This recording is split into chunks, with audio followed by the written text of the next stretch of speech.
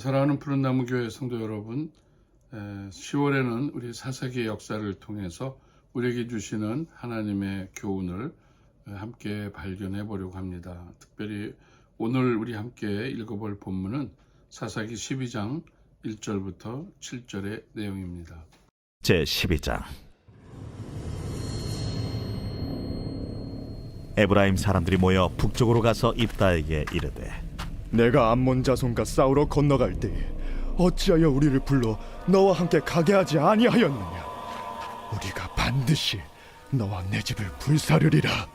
입다가 그들에게 이르되, 나와 내 백성이 암몬 자손과 크게 싸울 때 내가 너희를 부르되 너희가 나를 그들의 손에서 구원하지 아니한고로 나는 너희가 도와주지 아니하는 것을 보고 내 목숨을 돌보지 아니하고 건너가서 암몬 자손을 쳤더니 여호와께서 그들을 내 손에 넘겨주셨거늘 너희가 어찌하여 오늘 내게 올라와서 나와 더불어 싸우고자 하느냐?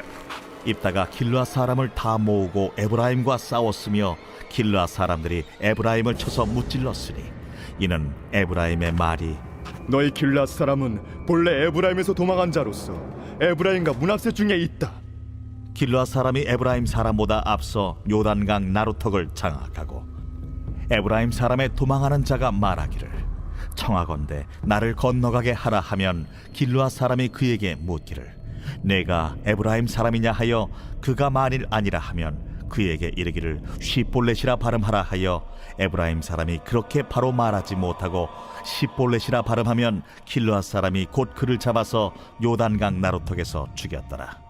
그때 에브라임 사람의 죽은 자가 42,000명이었더라. 입다가 이스라엘의 사사가 된 지 6년이라 길르앗 사람 입다가 죽음에 길르앗에 있는 그의 성읍에 장사되었더라. 사사기 12장은 1절에서 7절에는 에브라임 지파와 입다의 싸움, 다툼이 기록되어 있고요. 또 8절부터 15절까지는 입산과 엘론과 압돈의 활동입니다. 1절부터 7절의 암몬과의 전투에서 입다가 승리를 하게 되죠. 에브라임 지파는 자신들을 홀대했다고 하는 그런 불만을 제기하게 되고, 그러자 기드온 때와는 달리 입다는 에브라임과 전쟁을 치르게 됩니다. 내전을 통해서 그 결과는 많은 에브라임 사람들이 죽임을 당하게 되는 것으로 끝이 나고 맙니다. 8절부터 15절에는 입다가 죽은 후에 베냐민 지파의 입산, 스불론 지파의 엘론, 그리고 에브라임 지파의 압돈이 사사가 되어 이스라엘에서 활동을 하는 내용이 기록이 되어 있습니다.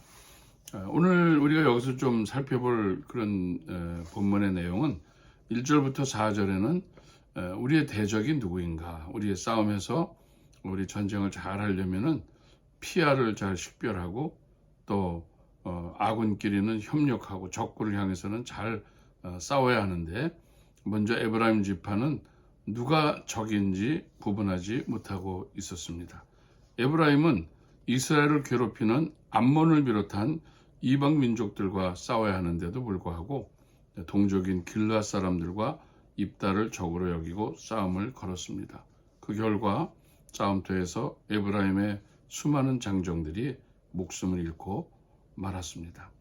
성도의 대적은 다른 성도가 아니라 교회를 분열시키고 무너뜨리는 사단의 세력과 싸워야 하는 것이 우리의 전투입니다. 또 1절부터 7절의 내용 가운데 또 생각해 볼 내용은 자존심은 무의미하다는 것입니다. 에브라임 지파는 과거 기드온에게 한 것처럼 입다에게도 자신들을 암몬 전쟁에 부르지 않았다고 불만을 제기합니다. 매우 상투적인 분자라고 볼 수 있죠. 늘 이런 태도를 취하는 이유는 에브라임의 자존심 때문입니다. 그 결과로 서로 동족끼리 싸워 에브라임의 군사 4만 명 이상이 목숨을 잃었습니다. 하나님 앞에서 우리의 자존심은 무의미합니다.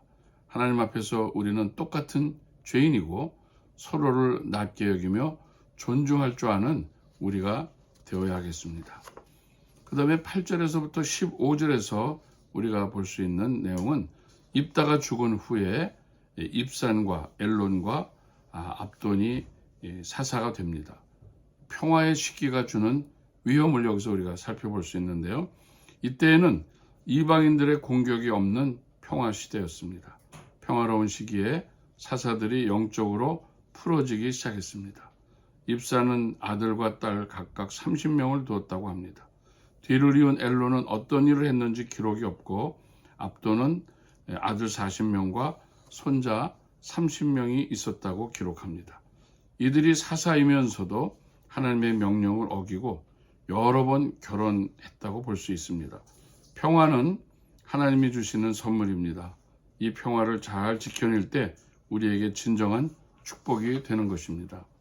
사사기 12장에서 우리가 발견할 수 있는 진리를 두 가지로 교훈을 말할 수 있다면 지도자의 어리석음이 수많은 생명을 잃게 한다고 하는 것입니다. 에브라임은 입다가 암몬과 싸울 때 그들을 부르지 않았다고 입다의 집에 불을 지르겠다고 했습니다. 결국은 내전으로 확산되어 에브라임에는 큰 군사적인 손실을 당하는 결과가 오게 되었습니다. 이 시간에 보면 여호와께서는 침묵하셨습니다. 지도자의 어리석음과 또 자존심 다툼이 개인과 공동체의 멸망을 초래할 수 있다고 하는 사실을 여기서 우리는 찾아볼 수가 있습니다.